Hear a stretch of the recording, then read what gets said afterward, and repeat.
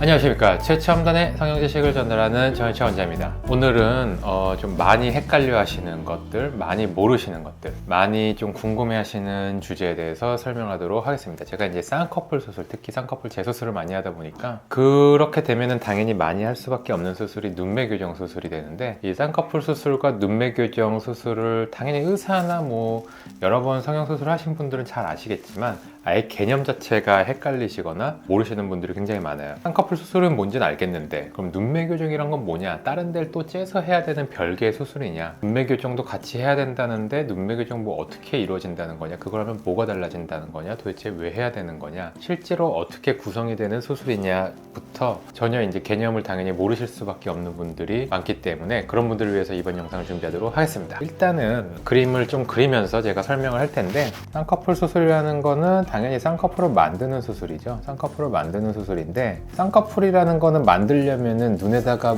펜으로 그림을 그리는 게 아니라 한번 피부를 이렇게 접어 넣어야 됩니다. 옆에서 단면도로 봐야겠죠. 눈알이 이렇게 있으면 피부가 한번 이렇게 딱 접히는 수술. 이게 속눈썹이 있는 피부고, 이런 식으로 제가 화살표를 지금 그린 것처럼 피부가 한번 접히는 현상을 쌍꺼풀이라고 그러는데, 이렇게 접어 넣는 것 자체를 쌍꺼풀 수술이라고 하는 거죠. 그래서 크게 나누면 두 가지가 있어요.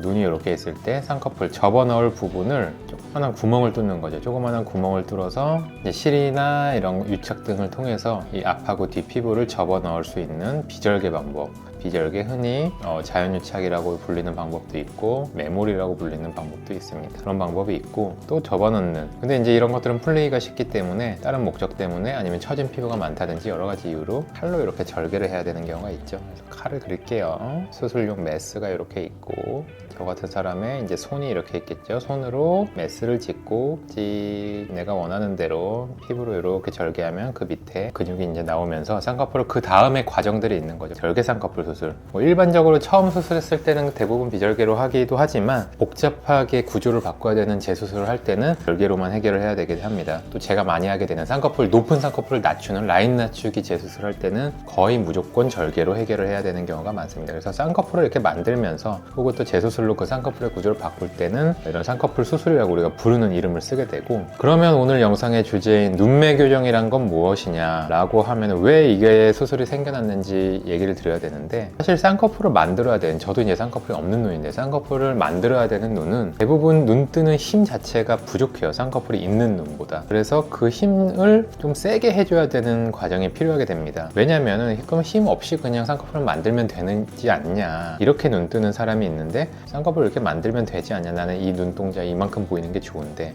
대부분의 경우는 너무 힘이 약하면 풀려버리기 때문이죠. 그래서 풀리기 쉽다. 그리고 눈동자가 적게 보이면 이쁘지가 않고 졸려 보이기 때문에, 쌍꺼풀을 만들었는데 오히려 눈이 작아 보이고 졸려 보이기 때문에 눈동자가 같이 이렇게 좀 크게 떠지면서 무엇보다 이 쌍꺼풀, 우리가 접어넣은 피부에 힘이 조금 실리게 되는, 결국 이해하기는 약간 어렵지만 근본적인 눈매 교정을 하는 이유는 힘이 실리기 위해서 라고 이해를 하면 되는 거죠. 그래서 근육에 힘을 좀 실어주는 과정을 눈매 교정이라고 하게 되고, 이거는 실제로 그 방법을 설명하기가 되게 어려워요. 왜냐면 비절개랑 절개 방법이 되게 다르고, 수술하는 사람에 따라서, 그리고 그 사람이 어떻게 판단하냐에 따라서 각양각색의 방법과 정도로 수술하게 되거든요. 근데 일단 비절개 같은 경우에는 우리가 칼로 째는 게 아니기 때문에 눈을 이렇게 뒤집어서, 이렇게 피부를 뒤집어서 나오는 빨간 살이 있겠죠. 빨간 살이 있는 비쳐 보이는 밀러 근육이란 근육, 이 근육을 실로 주름을 잡아주는 방법을 비절개 눈매 교정이라고 합니다. 그리고 절개 눈매 교정 같은 경우에는 아까 제가 이제 칼로 이렇게 피부를 절개한다고 그랬는데, 그 다음에 들어가서 나오는 눈 뜨는 근육, 안건거금이라는 근육이 있는데, 그 근육을 이제 어떻게 조작하는 모든 거를 절개 눈매 교정이라고 하게 되는 거죠. 그래서 이 과정을 왜 굳이 우리가 얘기를 하고, 대부분의 쌍꺼풀 수술이나 많은 경우에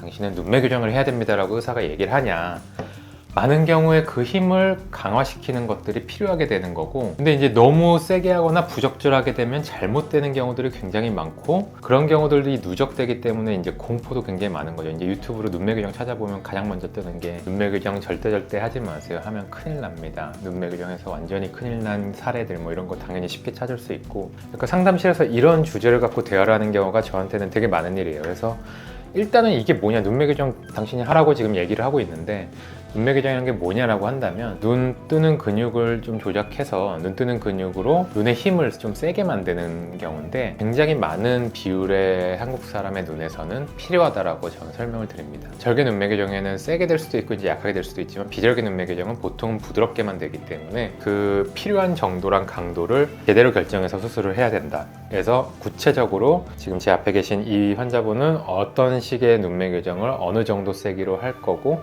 그렇기 때문에 뭐 과교정이 되거나 문제가 생길 거는 거의 걱정하지 않아도 된다라고 플랜을 미리 세워놓고 설명을 드리게 되는 거죠. 그래서 결론적으로 조금 더 쉽게 얘기를 드리면 쌍꺼풀 수술이라는 거는 당연히 뭔지 다 아실 텐데 눈매 교정은 결국 쌍꺼풀 수술의 하나의 과정이라고 생각을 하시면 돼요. 근데 굉장히 중요한 과정이기 때문에 이걸 하냐 마냐가 수술의 성격을 결정할 때 중요하게 되는 거죠. 그래서 눈매 교정이 있는 쌍꺼풀 수술, 눈매 교정을 안 해도 되는 쌍꺼풀 수술 그렇게 이해를 하시면 되겠습니다. 그래서 좀 길고 복잡하고 어렵게 설명을 드린 것 같은데 그래도 쌍꺼풀 수술이 하나가 있고 눈매 교정이라는 것은 쌍꺼풀 수술의 과정 중에 하게 되는 하나의 중요한 과정, 눈 뜨는 힘을 세게 하는 중요한 과정이라고 이해를 하시면 굉장히 정확하게 이해를 하신 편이 되겠고 한국인들은 대부분은 쌍꺼풀을 갖고 있기에 눈 뜨는 힘이 약하기 때문에 많은 비율에서 눈매 교정 수술이 쌍꺼풀 수술을 할 때, 쌍수를 할 때 필요하다 이렇게까지 이해를 하시면 아주 훌륭하겠습니다. 그래서 지금까지 쌍수와 눈교, 쌍꺼풀 수술과 눈매 교정에 대해서 설명을 드린 전시원이었습니다. 감사합니다.